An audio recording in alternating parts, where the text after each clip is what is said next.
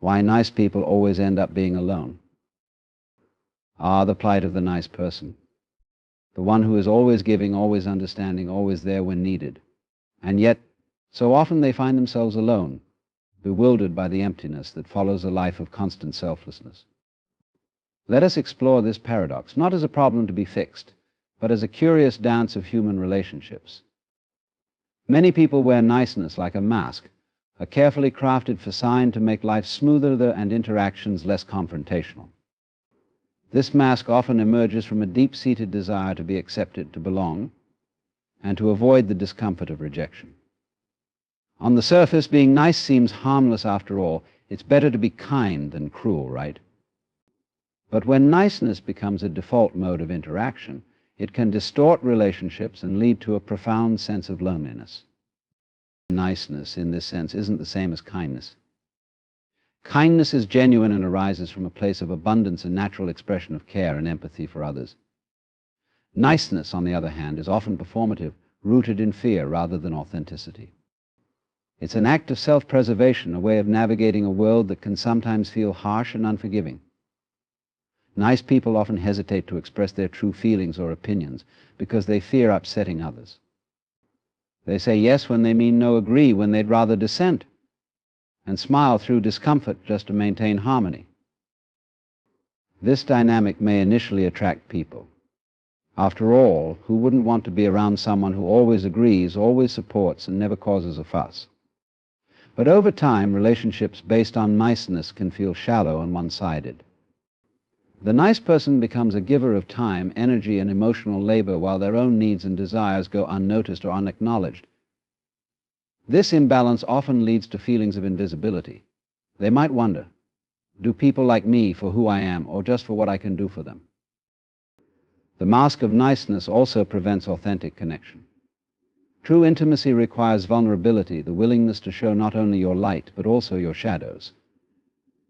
When someone hides behind perpetual niceness, they rob themselves of the opportunity to be seen for who they truly are.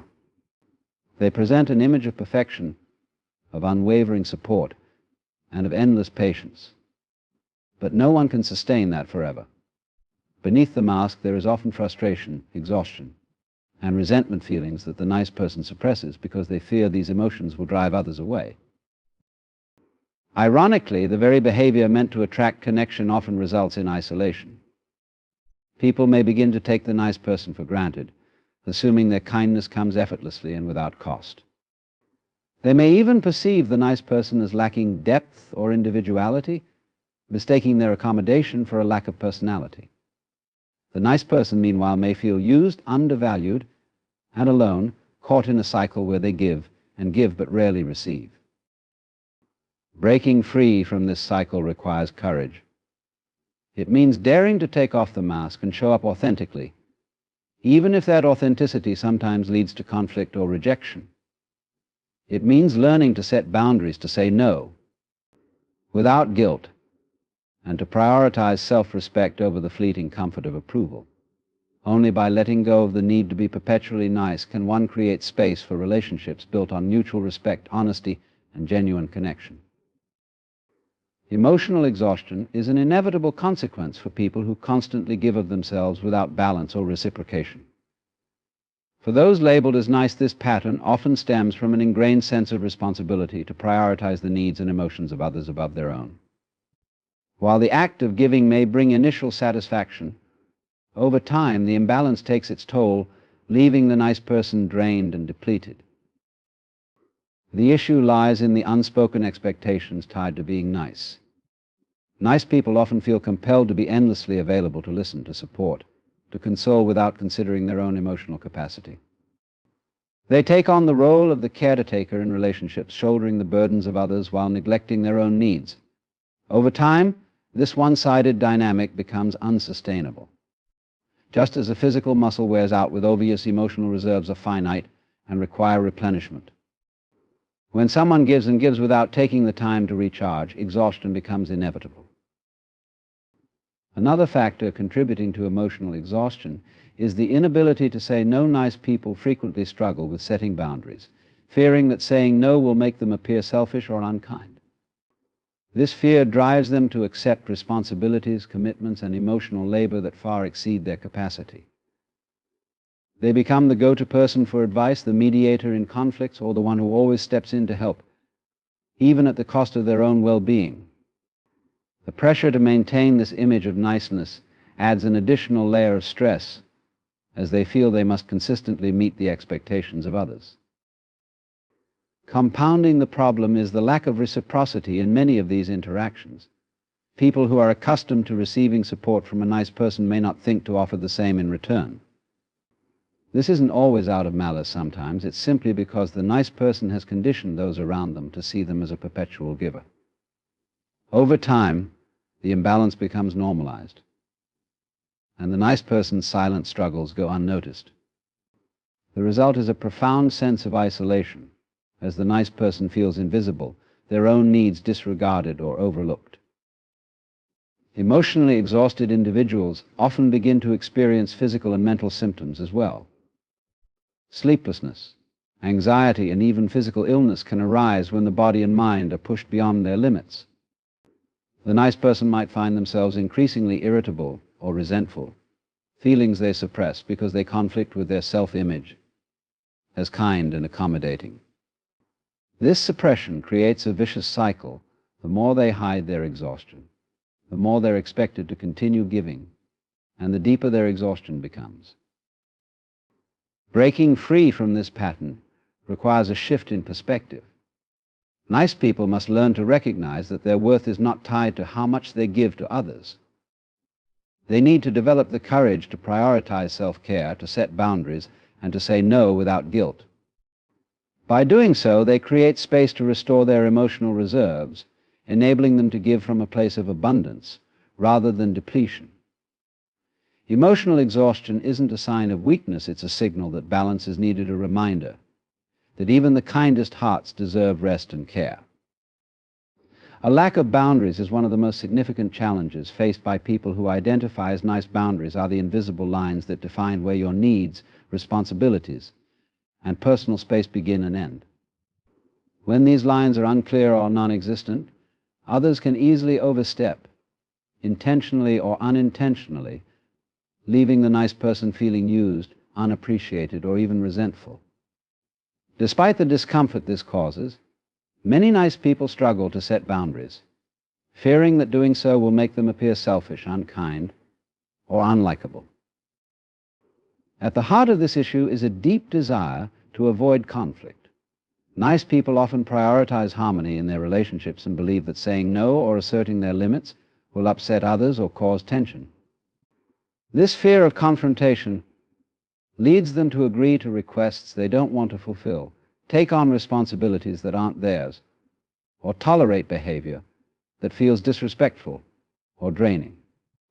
Over time, this pattern becomes habitual, and the absence of boundaries becomes a defining feature of their interactions. The consequences of lacking boundaries can be profound.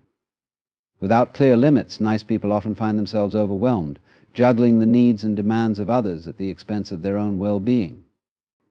They might feel stretched thin, as if they are always giving but never receiving. This one-sided dynamic not only leads to exhaustion, but also diminishes their sense of self-worth. When your time and energy are constantly directed outward, it's easy to lose sight of your own needs and desires. Moreover, a lack of boundaries can unintentionally encourage others to take advantage of the nice person's generosity. This doesn't always stem from malicious intent. Often, people simply assume that someone who is always accommodating and agreeable doesn't mind taking on extra burdens. Over time, the nice person may feel unappreciated or invisible, as their efforts are taken for granted rather than recognized or reciprocated. Ironically, the fear of rejection or disapproval that prevents nice people from setting boundaries often leads to the very outcomes they're trying to avoid. When someone is perpetually available and agreeable, their value can be diminished in the eyes of others. People may see them as a resource to be used rather than as an individual with their own needs, thoughts, and feelings. This dynamic erodes the quality of their relationships, leaving them feeling isolated despite their efforts to connect and please. To overcome the challenges of a boundary-less existence, it's essential to shift the mindset that equates boundaries with selfishness.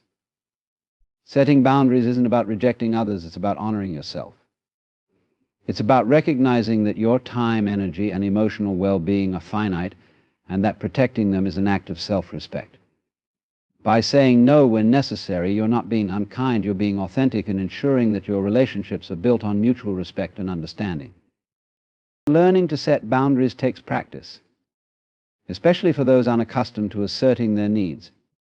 It begins with small steps, saying no to tasks that feel overwhelming, expressing discomfort when a line is crossed, or simply taking time for yourself without guilt. With time and consistency, boundaries become a natural part of interaction, allowing you to give from a place of balance and abundance rather than depletion. Boundaries aren't barriers, they're the foundation of healthy, fulfilling relationships where everyone's needs, including your own, are acknowledged and respected. Inauthentic relationships are a common outcome for people who prioritize being nice over being genuine. When niceness becomes a facade, relationships are built on a foundation that lacks honesty and depth. While these connections may appear smooth and conflict-free on the surface, they often feel hollow and unsatisfying. This is because authentic relationships require vulnerability and mutual respect, qualities that cannot thrive in an environment where one person suppresses their true self to maintain harmony. At the core of inauthentic relationships is the fear of rejection. Nice people often believe that revealing their true feelings, desires, or boundaries might upset others and lead to disconnection. To avoid this, they present a version of themselves that they think will be more acceptable, one that is agreeable, accommodating, and uncontroversial. While this strategy may initially create a sense of connection, it is ultimately unsustainable. A relationship based on niceness rather than authenticity becomes transactional, where one person is always giving and the other is always taking, leaving the nice person feeling unfulfilled. The problem with inauthentic relationships is that they do not allow for the complexity of human emotions. In an effort to maintain the appearance of niceness, a person may avoid difficult conversations, suppress their own needs, or refrain from expressing dissenting opinions. This avoidance creates a dynamic where important issues are left unaddressed, leading to misunderstandings and resentment over time. The nice person might begin to feel that their needs and feelings are invisible or unimportant, while the other party may perceive them as lacking depth or individuality. Furthermore, inauthentic relationships often attract people who are more than willing to take advantage of the nice person's accommodating nature. These relationships can feel one-sided, with the nice person giving endlessly while receiving little in return. Over time, this imbalance can lead to emotional exhaustion and a sense of being used. The nice person may start to question the sincerity of these connections, wondering if they are valued for who they truly are, or simply for what they provide. Ironically, the fear of rejection that drives people to create inauthentic relationships often leads to the very outcome they wish to avoid. When someone is perpetually nice and agreeable, they may be seen as predictable or lacking individuality. Their relationships, rather than being strengthened by their niceness, become superficial, with little room for growth or genuine intimacy. Breaking free from this cycle requires courage and self-awareness. It begins with recognizing the difference between niceness and authenticity. Niceness seeks approval and avoids conflict, while authenticity embraces honesty, even when it is uncomfortable. To build authentic relationships, it is essential to let go of the need to always be liked and focus instead on being true to yourself. This means expressing your feelings, setting boundaries, and allowing others to see you as you are, flaws and all. Authentic relationships are not always easy, but they are deeply rewarding. They provide a space where both parties can grow, supported by mutual respect and understanding. By embracing authenticity, nice people can create connections that are not only more fulfilling but also more enduring, allowing them to be seen and valued for who they truly are. The fear of rejection is a powerful force that shapes the behavior of many people who are labeled as nice. This fear often originates from a deep-seated need to belong and be accepted, driving individuals to prioritize the approval of others over their own authenticity. While it is natural to desire connection, The fear of rejection can lead to patterns of self-sacrifice, avoidance, and emotional suppression that ultimately undermine the very relationships these individuals are trying to protect. For nice people, rejection feels like a personal failure, a signal that they are not good enough, lovable enough, or worthy of belonging. To avoid this perceived threat, they go to great lengths to make themselves agreeable and accommodating. They may suppress their opinions, hide their needs, or tolerate disrespectful behavior, all in an effort to maintain harmony and ensure that others continue to value them. While these actions might temporarily stave off conflict, they come at a significant cost, the erosion of the nice person's sense of self. One of the most insidious aspects of the fear of rejection is how it encourages people to wear masks. Nice people often feel compelled to present a version of themselves that aligns with what they think others want.